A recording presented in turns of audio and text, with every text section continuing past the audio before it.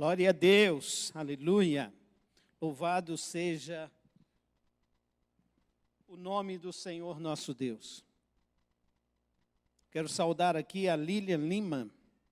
Bom dia, amados. A paz do Senhor Jesus esteja com todos. São os irmãos que estão interagindo conosco. Valéria Fernandes, por certo, é a pastora Valéria, né?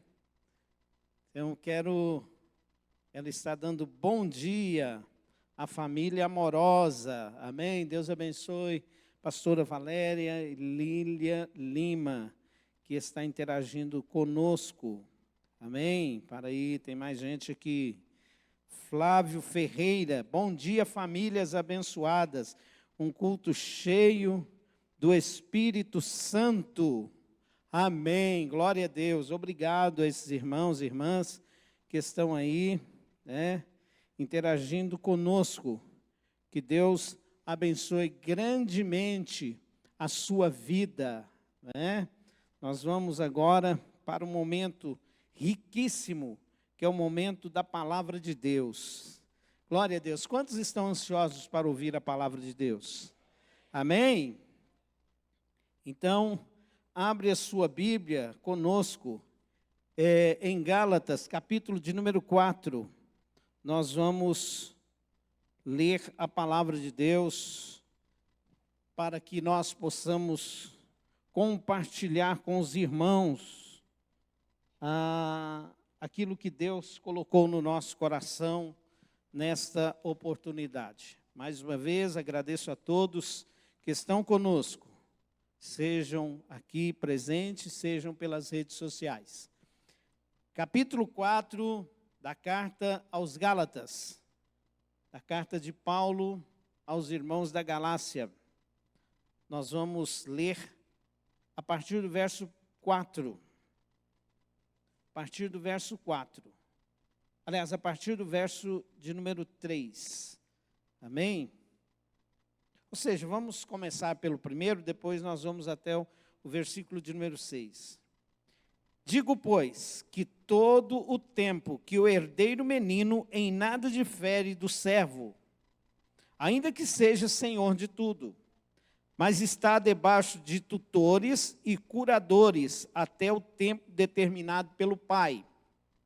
Assim também nós, quando éramos meninos, estávamos reduzidos à servidão debaixo dos primeiros rudimentos do mundo. Mas, vindo a plenitude dos tempos, Deus enviou seu Filho, nascido de mulher, nascido sob a lei, para remir os que estavam debaixo da lei, a fim de receberem a adoção de filhos. E, porque sois filhos, Deus enviou aos vossos corações o Espírito do seu Filho, e que clama, Abba, Pai. Muito bem. Vamos orar a Deus, falar com o Senhor para que Ele fale conosco, E para que Ele possa trazer ao nosso coração a iluminação da sua palavra que já nos foi revelada. Amém? Amantíssimo Deus e Pai, nós te agradecemos por esse tempo que nós estamos aqui. Eu te agradeço, Deus, pela palavra que nós lemos, pela sua palavra que tem nos ensinado, que tem nos dado direção, que tem nos dado, Senhor, orientação acerca da vida espiritual, acerca de como comportar, de como ser homens e mulheres que possam, Senhor, resplandecer a glória do Senhor. Deus, dá-nos sabedoria para que possamos, ó Deus, transmitir a sua palavra. Abençoe a minha mente, abençoe a minha boca, abençoe, Senhor Deus, o meu intelecto, ó Deus, tudo aquilo que o Senhor colocou no meu coração, que eu possa ser fiel a esta palavra, que eu possa ser, ó Deus, instrumento do Senhor para abençoar a vida dos meus irmãos, que o teu Espírito fale através de mim. Senhor Deus, me dê saúde física, me dê saúde mental, Senhor Deus, para que o teu Espírito possa me usar com poder e graça, Senhor. Toma-me em tuas mãos. Eu te peço em nome de Jesus. Amém e amém. Glória seja dada ao nome do Senhor Jesus, o Rei dos Reis e Senhor dos Senhores. Glória a Deus. Eu quero dar um destaque especial ao verso de número 7, que nós não lemos. Eu deixei ele por último aqui, que diz assim: assim já não és mais, verso de número 7, deixa eu ler ele na Bíblia. Assim já não és mais servo, mas filho, e se és filho, és também herdeiro de Deus por Cristo. Amém? Você pode aplaudir a palavra de Deus?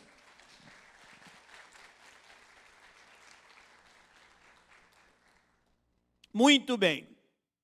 A epístola de Paulo aos Gálatas, nesta introdução, eu quero trazer para os irmãos o porquê deste capítulo número 4.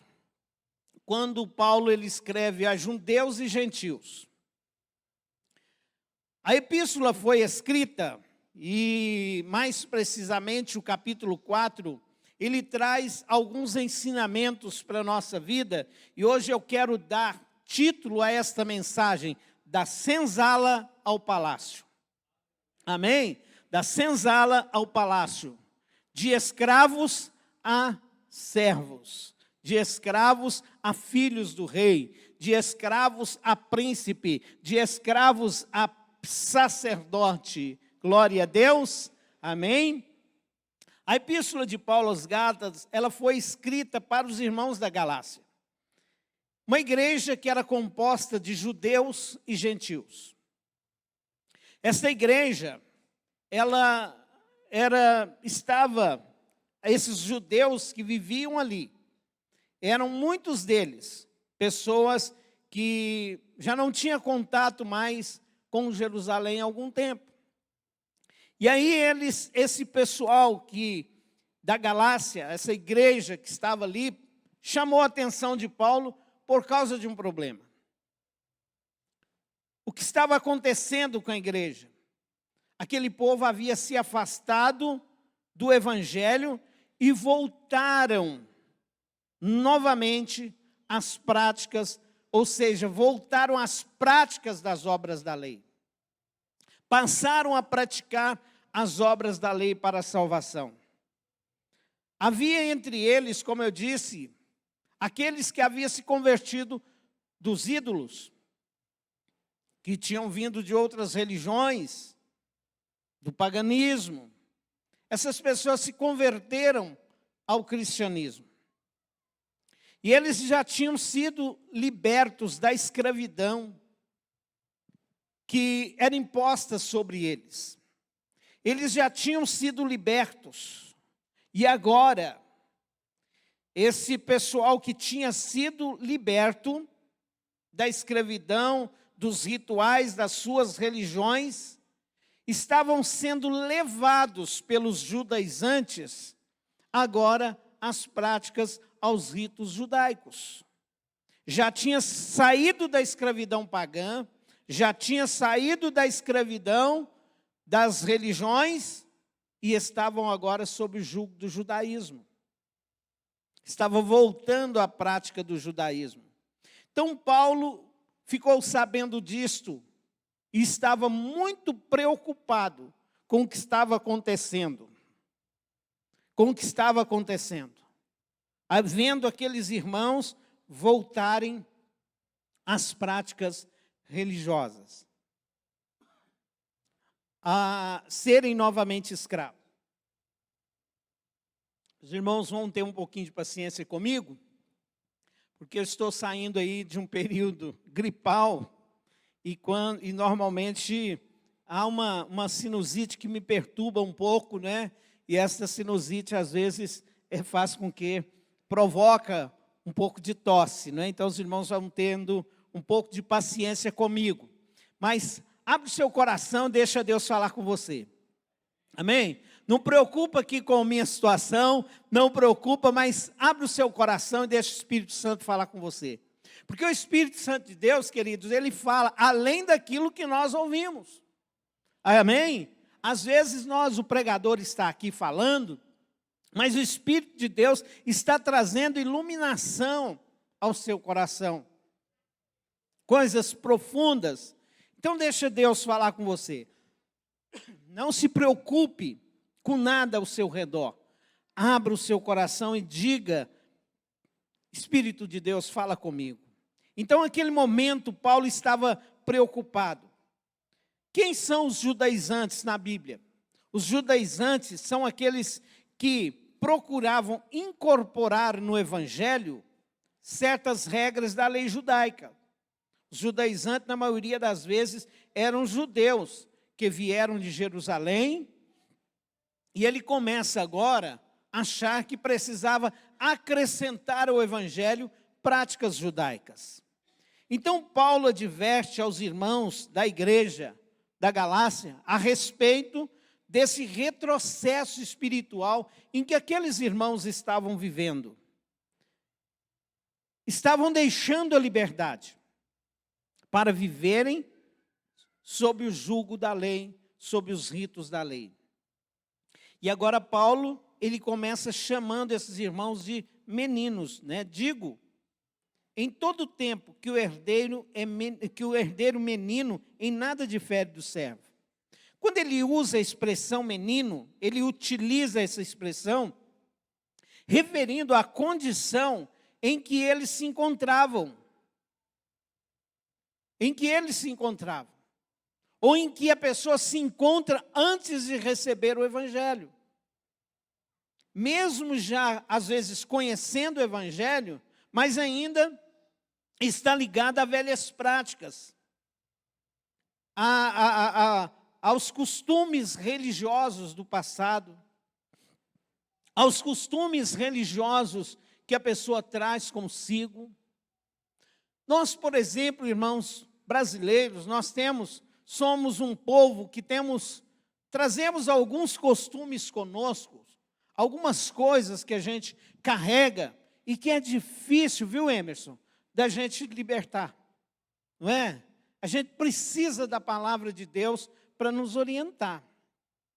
Coisas, expressões, coisas que nós falamos, coisas que nós fazemos, que muitas das vezes está ligado ao processo religioso em que nós vivemos lá no passado. Mas que Deus, através da sua palavra, Ele vai nos limpando, Ele vai nos purificando, Ele vai nos transformando. Então, amados, quando nós, mesmo conhecendo o Evangelho, muitas das vezes, de repente a gente se vê voltando e fazendo coisas, falando de coisas que não tem nada a ver com a palavra de Deus. Por isso é necessário que nós tenhamos a informação da palavra de Deus, ouvimos a pregação da palavra de Deus, não é? Esse mês agora, no mês de setembro, eu estou completando 50 anos em que eu desci as águas. Na última ceia eu estava fazendo a conta, eu já tomei mais de 600 vezes ceia. Amém? Quantas vezes eu tomei ceia mais de uma vez no mês? Né? Então já foi. Mas isso não me faz, não me tira, né, dessa condição de muitas das vezes me pegar aos ritos no passado. Aquilo que aprendi ainda quando menino. Mas hoje, amados, o que Deus traz ao meu coração é uma palavra de libertação, uma palavra de renovo, uma palavra de direção, para que nós possamos abrir a nossa mente e nos desvencilhar de uma vez por todas daquilo que muitas das vezes nos prende ao passado, às práticas passadas. Por isso nós precisamos estar sempre buscando conhecimento da palavra de Deus. Então essas pessoas que ainda não tinham uma experiência profunda com Deus, ainda estava ainda mais vulnerável à volta das práticas religiosas, do paganismo e outras coisas mais. Então, para Paulo, esta vida religiosa,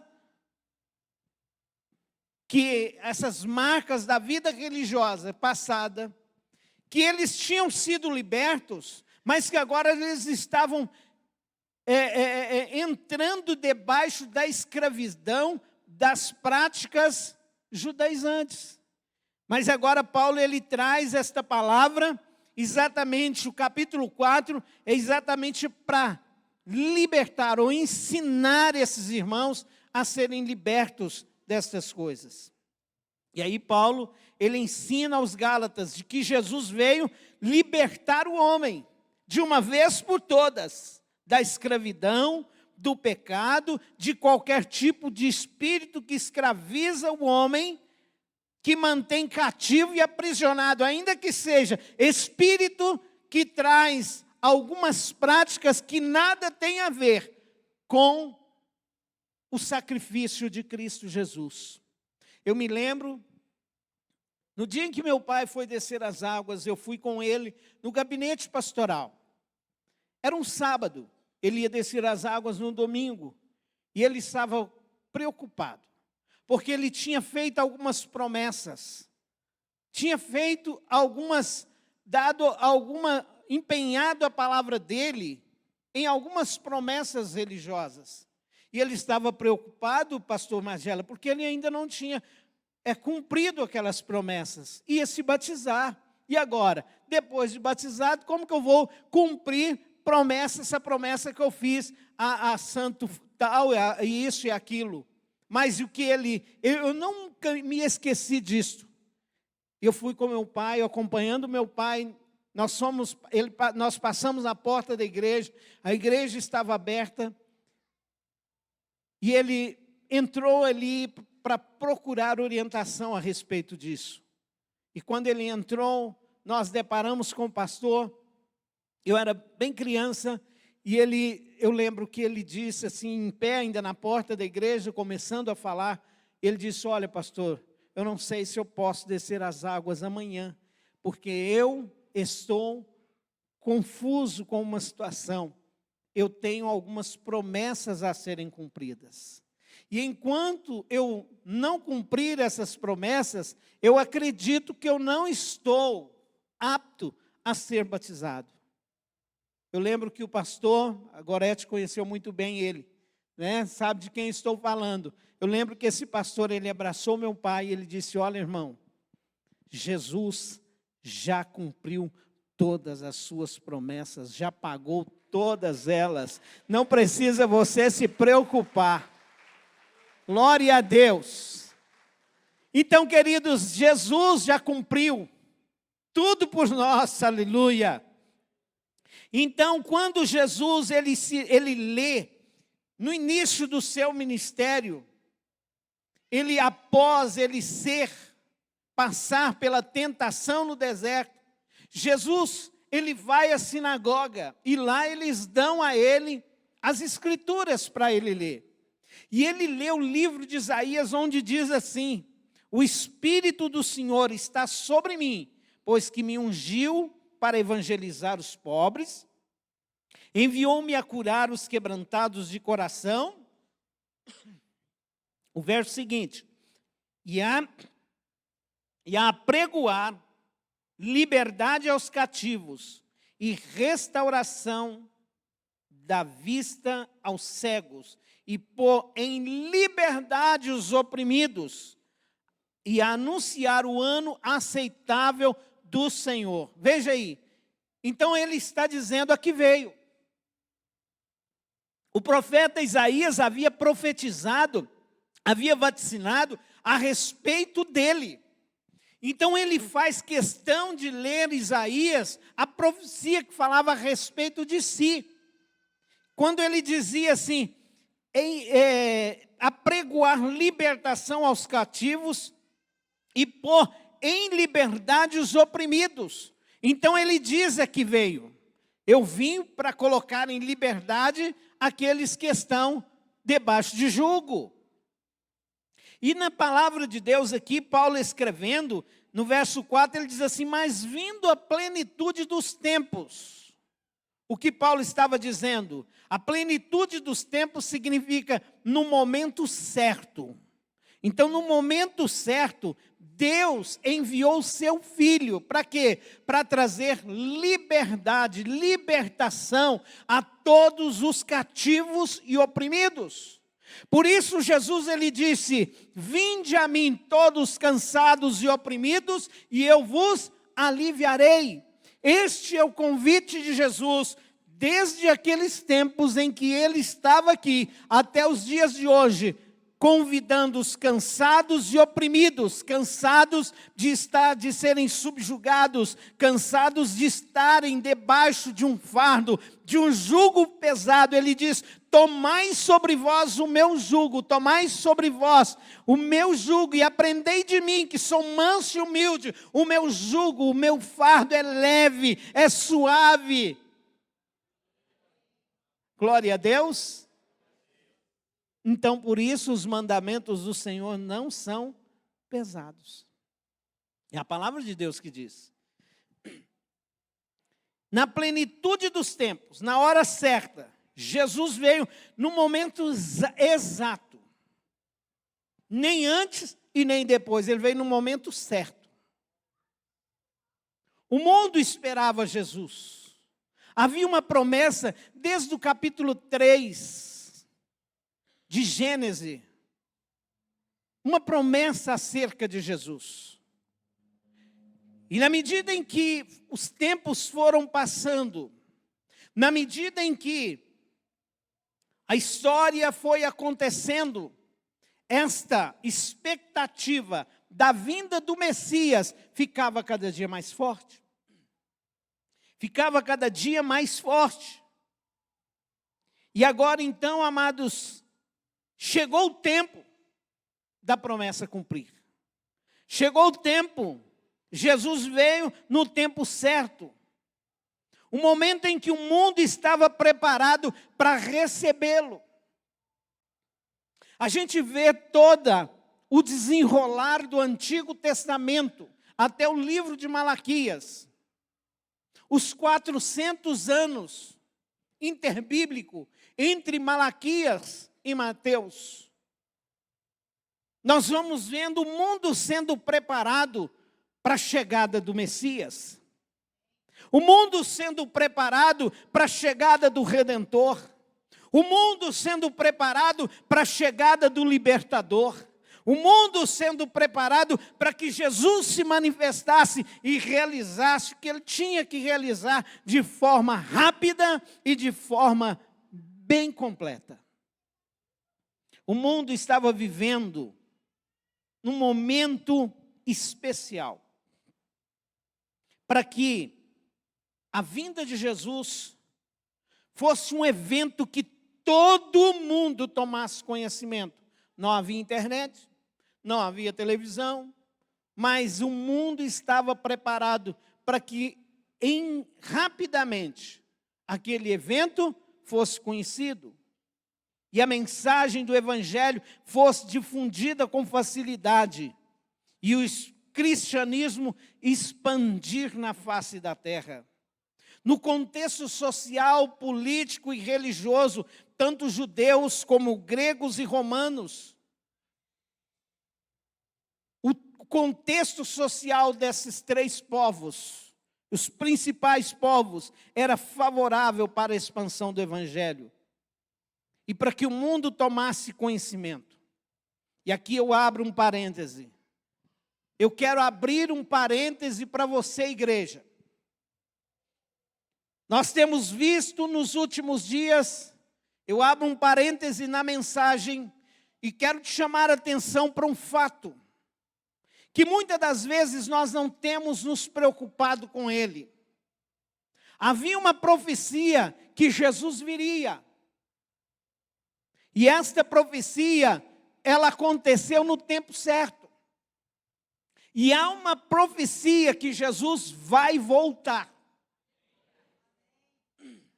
O próprio Jesus, ele disse: não se turbe o vosso coração, credes em Deus, credes também em mim. Na casa de meu Pai há muitas moradas.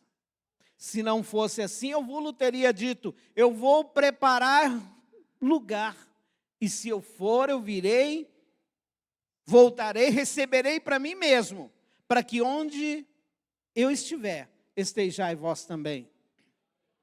No capítulo 1 de Atos dos Apóstolos, Jesus sendo assunto aos céus, os discípulos atônitos olhando para cima, vendo Jesus sendo elevado, subindo ao céu em uma nuvem, eles estavam, quem sabe, contristados ali, mas de repente entre eles apareceu 2 anjos e um disse a eles: varões Galileu, o que estáis olhando? O mesmo Senhor que vocês estão vendo subir, Ele voltará. Glória a Deus. Então, amados, há uma profecia. Então, um contexto social em que o mundo está vivendo. Fique atento nos acontecimentos que estão acontecendo, porque isto significa que as coisas estão alinhando para o grande evento, para a segunda volta de Cristo Jesus, para a volta de Jesus, para a vinda dele, para a volta dele aqui. Então, o contexto social, político, religioso, do que o mundo estava vivendo, era favorável para a manifestação de Jesus.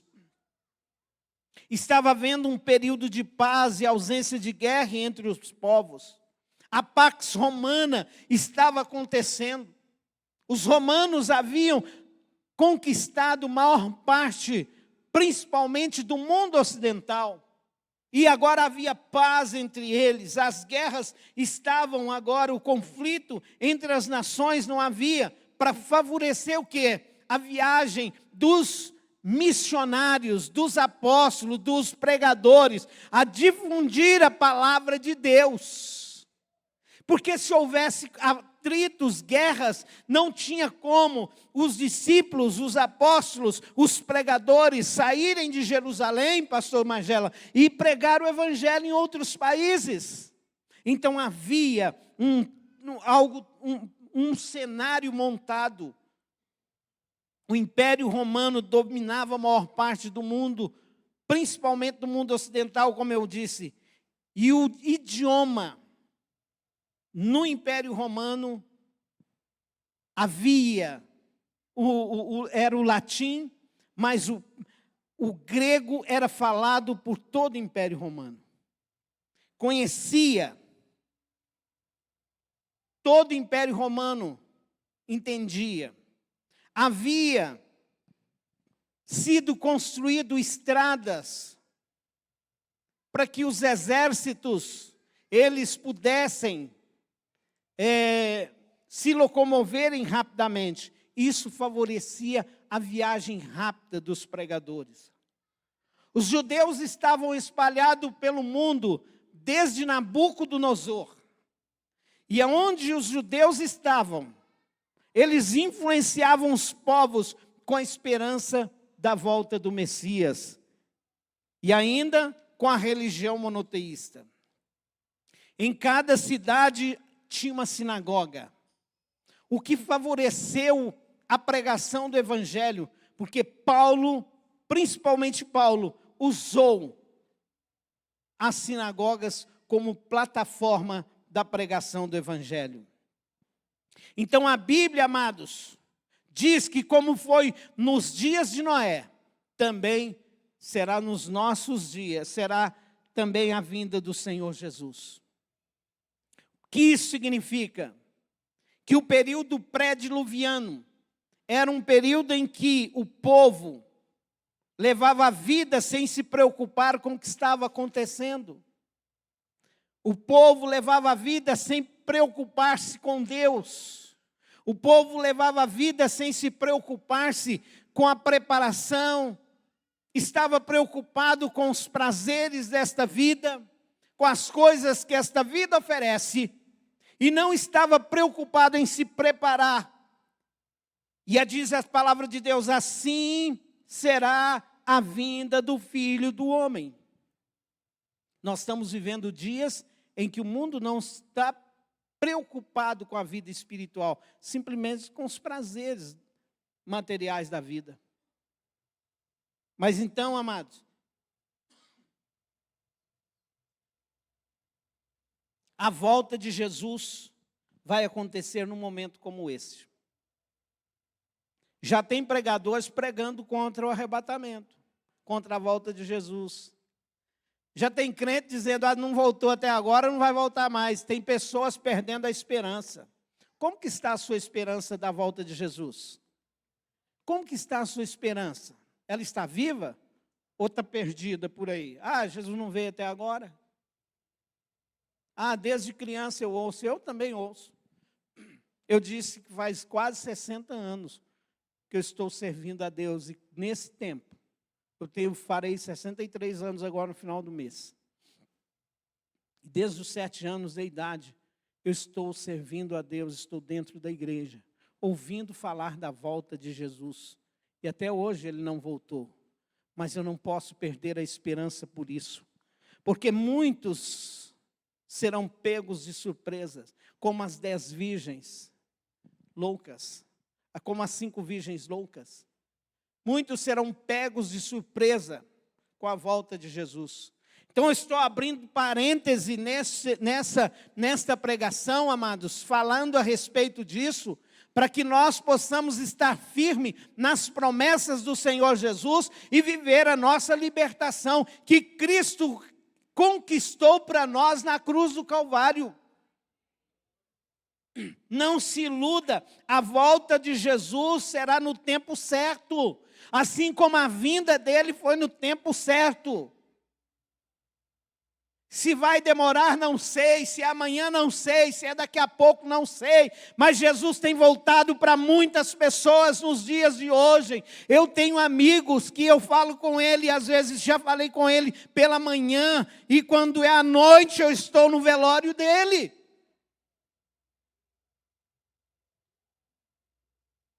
Eu conheci pessoas. Uma vez eu cheguei na igreja, eu tinha um diácono que servia a igreja, e ele era o primeiro a chegar, e ele tinha o prazer de ficar na portaria da igreja, recebendo os irmãos. E quando eu cheguei, peguei ele, segurei na mão dele, ele cumprimentando os irmãos, que eu cumprimentei ele. Jesus levou ele naquele momento, pastor. Eu segurando na mão dele. Jesus levou ele. E eu abracei com ele, não deixei ele cair. E eu pude segurar ali. E eu percebi que Jesus estava levando. Mas mesmo assim os irmãos chegaram, colocaram ele no carro, levaram para o hospital. Eu saí dali, peguei o carro, fui atrás. Cheguei lá, eu encontrei ele em cima de uma mesa, sem vida. Jesus voltou para ele. Você está preparado para esse momento? Você está preparado para isso? Então, estou abrindo esse parênteses aqui, amados, porque nós precisamos ficar firmes com o Senhor Jesus. Não podemos retroceder. Não podemos voltar atrás, é daqui para frente, é caminhar, é progresso na vida espiritual, é andar para frente, é cada dia mais livre, cada dia mais liberto, cada dia mais transformado, cada dia mais crente, cada dia mais buscando a presença de Deus, tendo sede pelas coisas de Deus, e não deixando que o mundo entre na nossa vida, que o diabo roube a nossa fé, que sejamos influenciados pelos judaizantes de hoje, por aqueles que querem nos aprisionar, e não deixar que a gente avance na vida espiritual. Dito isso, eu continuo aqui, trazendo esta reflexão para os irmãos. Eu continuo dizendo, Deus enviou seu filho no tempo certo. Seu filho significa que era o filho de Deus, era Deus que veio.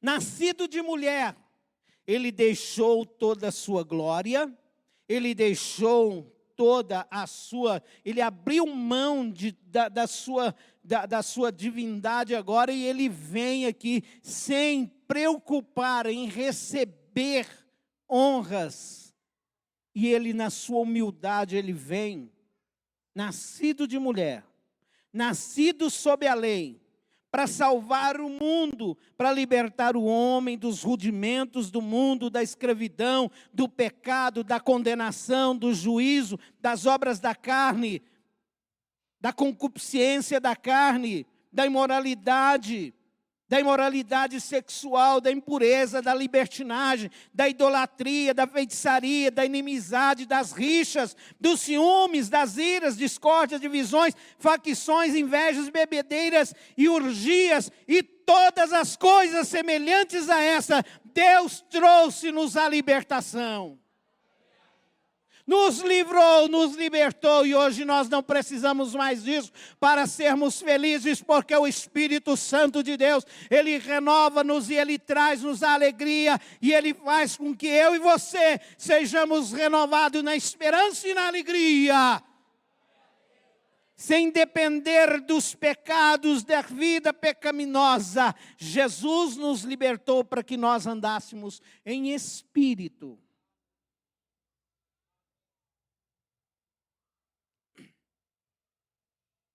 Jesus, Ele veio para nos libertar. Jesus, Ele veio para trazer libertação. Ele sentiu fome, sofreu, ficou angustiado, passou pela morte, mas Ele ressuscitou. E ressuscitou agora como? Com corpo incorruptível. Está sentado à destra do Pai. A destra de Deus, intercedendo por mim e por você. Ele veio sob a lei, ele nasceu e viveu sob a lei. Foi o único ser humano que conseguiu cumprir a lei, satisfazendo toda a justiça, conforme Mateus capítulo 5, 17 a 18. Até então, a humanidade carregava sobre si a culpa dos pecados e do não cumprimento da lei. A humanidade de Jesus, a divindade e a obediência de Jesus o qualifica como Redentor, Salvador do mundo. Somente Ele pode livrar o ser humano da condenação, do jugo da lei e do pecado.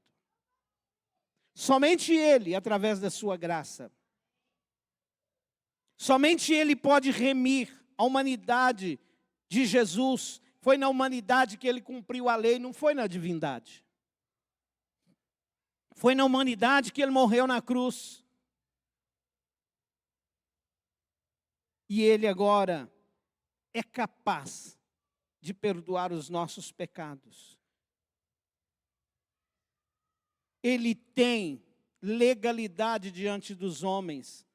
E quando Ele veio aqui, Ele também, quando Ele curava os enfermos, quando Ele acalmava a tempestade, quando Ele expulsava os demônios, quando Ele disse ao paralítico, como nós ouvimos a pastora pregando aqui outro dia, Ele disse ao paralítico, para que saibais que o Filho do Homem tem na terra poder para perdoar o pecado. Quando Ele disse ao paralítico, perdoados estão os teus pecados, o povo pensava, diziam, né, os religiosos falavam, está pensando que é Deus? Ele não disse, mas Ele agiu, para que vocês saibam com quem sou eu. A ti te digo, levanta-te e anda, e vai para a sua casa. Aquele paralítico levantou e foi embora. Amém? Então Ele é aquele que tem autoridade, Ele sempre teve autoridade para fazer isso, para remir-nos de todo o pecado. Mas vindo à plenitude dos tempos, para remir os que estavam, verso 5, para remir os que estavam debaixo da lei, a fim de receber a adoção como filhos. Remir significa desobrigar. Remir significa, resgatar. Então, Filho de Deus libertou o homem da obrigação da lei. A lei foi dada por Deus para despertar no homem a necessidade da misericórdia, da graça e da salvação. E o Filho de Deus agora nos livra da escravidão do pecado, nos transforma segundo a sua imagem e nos dá e nos adota. Significa que ele o quê? Ele nos traz para a família de Deus. O que é adoção? Adoção é aceitos na família. E nós somos adotados em Cristo como família de Deus. E agora inicia na nossa vida um processo gradual na vida do remido. Trata-se de uma operação divina que afeta a natureza moral em direção à perfeição, pois a natureza de Cristo é perfeita, e ela foi enxertada em mim. Eu era oliveira brava, eu era zambujeiro bravo, mas agora a oliveira verdadeira foi enxertada em mim. João capítulo 15, verso 1 diz: eu sou a videira verdadeira, meu pai é o lavrador, meu pai é o agricultor, e todo ramo que está em mim produz bom fruto, e todo ramo que não está em mim e não produz bom fruto, ele é cortado e lançado fora. E se nós estamos enxertados na videira, os nossos frutos são frutos bons, e nossos frutos são frutos dignos, nossos frutos são frutos que traz renovação, que abençoa, que traz salvação, é frutos de salvação. Somos filhos de Deus e vivemos como tal, porque Cristo Jesus, Ele nos redimiu. Esse processo que aconteceu em nós, enxertado na videira verdadeira, adotados na família de Deus. Por isso nós estamos aqui, em comunhão, vivendo uma vida de comunhão. Amém? Amados, todos nós, independente de quem é, independente do que você fez, independente de quem você é, eu digo aqui sempre, independente de que família você pertence, se é pobre, se é rico, independente se você tem ou não dinheiro na sua conta, se você está devendo alguma coisa para a justiça, independente do que você vive, independente do seu nome estar no Serasa, no SPC, ou nos órgãos de proteção ao crédito, dizendo que você não é bom pagador, independente do que o seu pai e sua mãe fez no passado, independente do que você fez, independente de todas estas coisas, tudo que Jesus conquistou foi para você também, não foi só para mim, não foi só para algumas pessoas, foi para todos quantos crerem no seu Filho. Não tem ninguém melhor do que ninguém, todos são amados igualmente por Deus.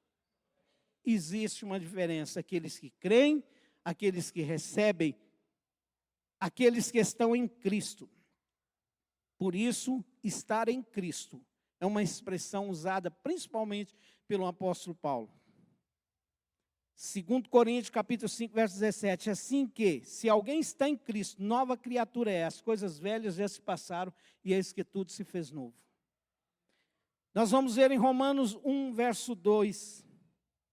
8, 1 e 2. Portanto, agora, nenhuma condenação há para os que estão em Cristo Jesus, que não anda segundo a carne, mas segundo o Espírito. Porque a lei do Espírito de vida em Cristo me livrou da lei do pecado e da morte. Amém? E quando nós estamos em Cristo, nós somos agora morada do Espírito Santo. Quando nós estamos em Cristo, nós somos habitação do Espírito Santo. 1 Coríntios capítulo 3, verso 16. Não sabeis vós que sois o templo de Deus e que o Espírito de Deus habita em vós? Se o Espírito de Deus habita em nós, logo nos desperta uma consciência de que nós somos filhos de Deus. Romanos capítulo 8, verso 1 diz assim: o mesmo Espírito testifica com o nosso Espírito que nós somos filhos de Deus. Gálatas 4, 6, e porque os sois filhos, Deus enviou aos vossos corações o Espírito de Deus, que clama, Abba, Pai. Amém? Amém? Amém? O Espírito de Deus que clama em nós, Abba, Pai.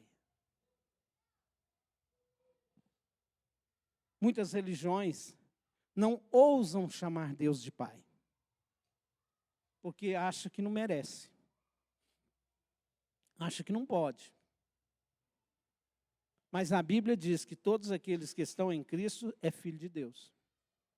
Amém? São enxertados em Deus. Todos nós, seres humanos, que aceitamos, que recebemos, que aceitamos esta condição de filho.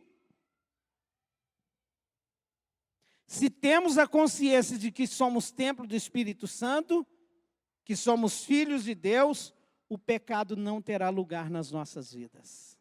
Amém? Porque a graça não permite que permanecemos em pecado. O pecado é como uma comida estragada para aqueles que estão em Cristo. Você come, mas aquilo não digere, aquilo não desce. É como uma comida estragada, você come, mas faz mal. Por isso ele disse, olha, todos quanto, aqueles filhinhos, não pequeis, mas se vocês pecarem, tendes um advogado junto ao Pai, ele é fiel e justo para perdoar os vossos pecados. Amém? Na condição de pecadores nós pecamos, mas não podemos viver e continuar no pecado, porque Cristo Jesus nos libertou.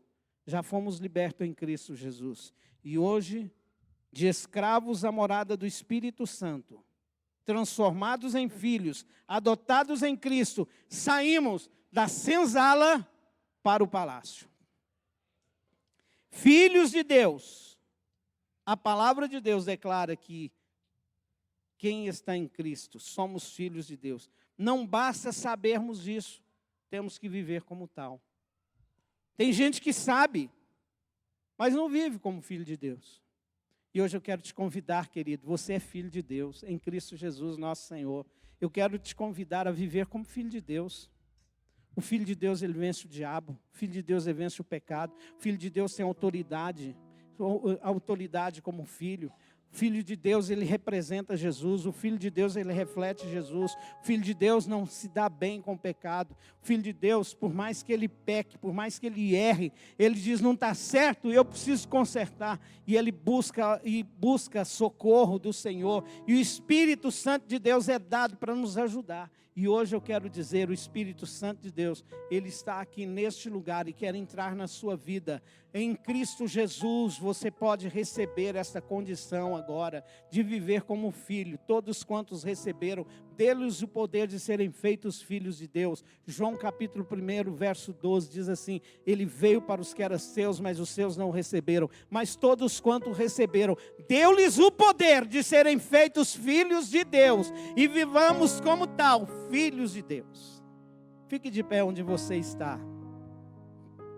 O apelo desta mensagem é: viva como filho de Deus. Não retorne às velhas práticas. Não retorne aos rudimentos do mundo. Não retorne àquilo que você já deixou. Não retorne, mas é daqui para frente, prossiga. Comece a andar em vitória a partir de hoje. Vitória sobre o pecado.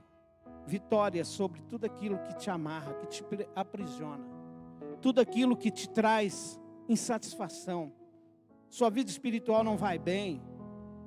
Hoje, a partir desse momento, você pode viver bem espiritualmente, tendo acesso direto ao trono da graça, tendo acesso direto ao Pai.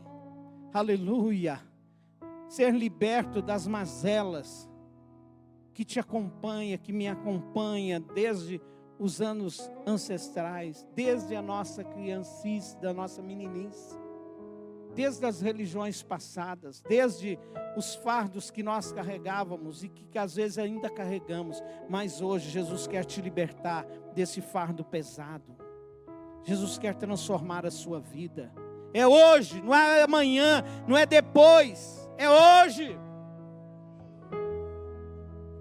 Certa ocasião alguém disse, olha, quando eu me tornar mais velho, quando eu estiver mais velho, então o pregador disse, olha, então você me dá aqui a data de quando você estiver mais velho, para eu voltar e te fazer este convite. Ele pensou e parou. Mas será que eu vou estar vivo? É exatamente isso. Não perca a oportunidade. É hoje. É hoje. Isso é se quiser. Ninguém é obrigado. Desde quando Jesus morreu na cruz do Calvário, Ele deixou. É se quiser. É se quiser. Ele não obriga ninguém. O Espírito de Deus é educado. Ele diz assim: eis que estou à porta e bato. Se alguém ouvir, entrarei e cearei com ele e ele comigo. Ele não arromba a porta, ele bate na porta. Ele não arromba o seu coração, ele bate nele. E diz: meu filho, deixa eu entrar no seu coração. Deixa eu entrar. Não que ele não tenha poder de fazer isso, mas é porque ele é educado. E ele respeita a sua vontade. Ele nos criou, nos fez com livre-arbítrio. Nós é que escolhemos se queremos viver como filhos ou não. Se queremos viver libertos ou não. Se queremos carregar o peso do fardo ou não. Se queremos a bênção de Deus ou não. Ele disse para os filhos dele lá no deserto: hoje eu coloco diante de vós a bênção e a maldição. Qual delas você escolhe? Josué disse: eu e minha casa. Josué disse: eu e a minha casa serviremos ao Senhor. E vós? A quem servais? Vocês viram no deserto que Deus cuidou de nós. Deus deu o pão, Deus mandou o maná. Mas hoje eu te convido. E o Espírito Santo de Deus faz esse convite. Feche seus olhos onde você está. Já caminhando aqui para o momento do fim. Eu quero te convidar a colocar a mão no seu coração. E orar comigo dizendo assim: ore bem forte. E diga assim: Senhor Jesus, hoje eu ouvi a sua palavra. E ela gerou fé no meu coração. Por isso, Senhor, eu reconheço que eu não posso viver sem Ti. Eu quero viver aquilo que o Senhor conquistou para mim na cruz do Calvário. Eu quero ser liberto. Eu quero viver em liberdade. Eu quero viver, Senhor, conforme a sua palavra. Perdoa os meus pecados. Reconheço que sou um pecador. Entra na minha vida. Faz de mim uma pessoa nova. Entra na minha vida, Senhor. Dirige a minha vida a partir de hoje. Senhor Jesus. E eu que um dia andei na sua presença, mas me afastei, como aqueles irmãos lá na Galácia. Hoje, Senhor, arrependido eu volto. Receba-me de volta. O filho volta ao lar. Receba-me, Senhor. Coloca anel no meu dedo, sandália nos meus pés. Me dê vestes novas. O filho volta ao lar. Aleluia. Glória a Deus, aleluia. Você que orou comigo, diga: Senhor Jesus, escreva o meu nome no livro da vida. Aleluia. Ainda com os olhos fechados, eu quero te perguntar, você que fez esta oração e se identificou com ela, erga uma das suas mãos onde você está. Eu quero orar por você. Erga bem alto uma das suas mãos. Eu quero orar por você nesse momento. Onde você está agora, independente de quem você é, do que você já fez, independente do que você carrega, do fardo pesado que você carrega, hoje há um fardo leve para ser colocado sobre a sua vida. Amém? Se você está aqui e fez esta oração e se identificou com ela, pode erguer uma das suas mãos. Você fica na liberdade para fazer isso. Em nome do Senhor Jesus. Que Deus abençoe. Não há ninguém que se manifestou. Eu creio que todos já têm vivido como filhos de Deus. Eu creio que todos já receberam Jesus na sua vida e já são libertos e receberam a libertação em Cristo Jesus e querem viver como tal. Amém? Glória a Deus. Agora eu quero orar por todos aqui neste lugar. Ore comigo. Não precisa repetir comigo esta oração. Você agora vai abrir o seu coração e conversar com Deus. E vai dizer: Deus, conte a sua situação. Fala com Ele. E Ele é poderoso para agir na sua vida, para abençoar você, para te ajudar em todos os seus caminhos, em toda a sua jornada.